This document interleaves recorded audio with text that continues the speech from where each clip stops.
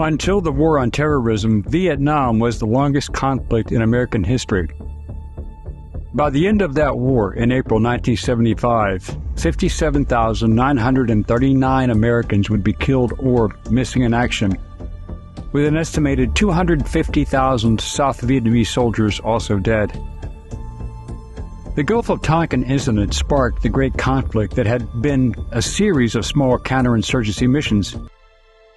As a sidebar, I once asked Vice Admiral James Stockdale about this event during an interview, and he said, quote, "They lied. They had to. Johnson wanted his war, and he got it one way or another. He caused our country a lot of unnecessary pain and suffering." This event was the reason that President Lyndon Johnson justified going to Congress to appropriate military funding to expand American military involvement in Vietnam, starting a major conflict that would last until April 1975. Johnson had many personal and financial reasons for getting involved in the war, not the least of which was his stock portfolio in the military armaments industry, especially the Hughes Aircraft Company that built many of the helicopters used in the conflict. How did Johnson convince the public and Congress to get involved in Vietnam? What did he say to create the atmosphere for war? What was the real truth behind the event that people did not know? On August 2, 1964, 3 North Vietnamese torpedo boats attacked the USS Maddox, which was in international waters in the Gulf of Tonkin. There is no doubting that fact. The force commander, Captain Herrick, ordered gun crews to open fire if the boats came within 10,000 yards of the destroyer, which did happen. The entire engagement only lasted 22 minutes. The aircraft carrier had launched 4 F-8 Crusaders from VF-51, and they were in the air supporting Maddox. The commanding officer of VF-51, Commander James Stockdale, recalled that, "We passed over the Maddox at 15:30, and there was no damage just after the situation had ended. Our orders were to attack and destroy the PT boats, so we made a few firing runs on the enemy vessels, and we saw the 2 lead boats took evasive action, but it was clear that they had suffered heavy damage, while the last one was dead in the water, all shot up and burning. The weather had been clear, a perfect day." It was reported that 2 days later there was another attack against the Maddox and the USS Turner Joy, prompting Johnson to take action. But the facts say differently. In contrast to the clear conditions 2 days earlier, thunderstorms and rain squalls reduced visibility. In addition to the difficult detection conditions, the Maddox's SPS-40 long-range air search radar and the Turner Joy's SPG-53 fire control radar were both inoperative. Despite operating more than 100 miles from Vietnam, the Maddox reported tracking unidentified vessels that seemed to come at the ships from multiple directions, similar to torpedo boats, then disappeared and new targets appeared from the opposite direction. But something was very wrong. Commander Stockdale was again in the air, but this time he was alone, and for more than 90 minutes he flew along the ship's course and below 2,000 feet looking for any enemy vessels and saw nothing. Stockdale later reported, "I had the best seat in the house to watch that event, and our destroyers were just shooting at phantom targets. There were no PT boats. There was nothing there but black water and American firepower." Captain Herrick sent a flash message to Honolulu, Hawaii, clarifying the situation as, quote, "a non-event," as there were no enemy sightings. However, inexplicably, Herrick later sent another conflicting message, which read, quote, "Certain that original ambush was bona fide.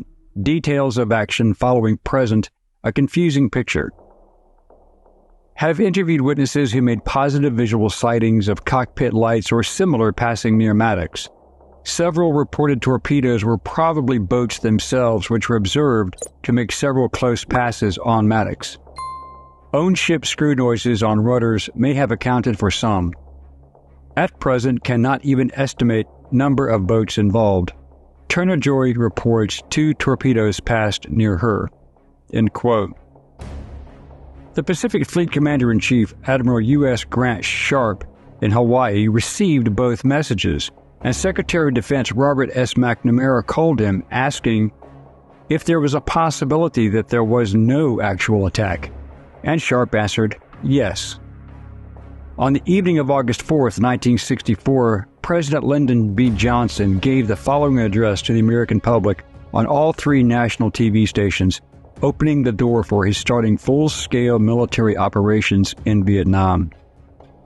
He stated in his address, "My fellow Americans, as President and Commander-in-Chief, it is my duty to the American people to report that renewed hostile actions against United States ships on the high seas in the Gulf of Tonkin have today required me to order the military forces of the United States to take action in reply. The initial attack on the destroyer Maddox on August 2 was repeated today by a number of hostile vessels attacking 2 U.S. destroyers with torpedoes. The destroyers and supporting aircraft acted at once on the orders I gave after the initial act of aggression. We believe at least 2 of the attacking boats were sunk. There were no U.S. losses. The performance of commanders and crews in this engagement is in the highest tradition of the United States Navy, but repeated acts of violence against the armed forces of the United States must not be met only with alert defense, but with positive reply. That reply is being given as I speak to you tonight.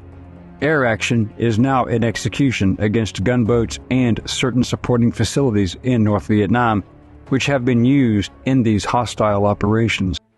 Johnson needed an event to justify direct combat action, and McNamara decided that the very questionable evidence of any attack was genuine. On August 7th, Congress, with near unanimity, approved the Gulf of Tonkin Resolution. Vietnam had just become a war based upon a lie. We have to understand what they're doing. The event isn't as important as the underlying psychology that the event is done to elicit. And until we understand that pattern, we're not going to be streetwise to the technique. Professionals at it, and they know how to take advantage of it. And of course, one of the most horrible ones in our lifetime was in August of '64 when Lyndon Johnson faked the Gulf of Tonkin. In the event of a further attack upon our vessels in international waters, we are to respond with the objective of destroying the attackers. Today, very few people dispute that the Tonkin Gulf incident didn't take place. Later, it was revealed that the Tonkin Gulf Resolution was written before the alleged incident. The document was simply awaiting on an excuse to activate it. The second attack never occurred. Admiral James Stockdale, recipient of the Congressional Medal of Honor, was then a pilot stationed in the Tonkin Gulf.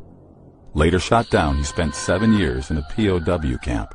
I took it upon myself to get out there where they thought a boat was and try to kill it if they didn't. But it was fruitless. And I'd go down there and there was nothing.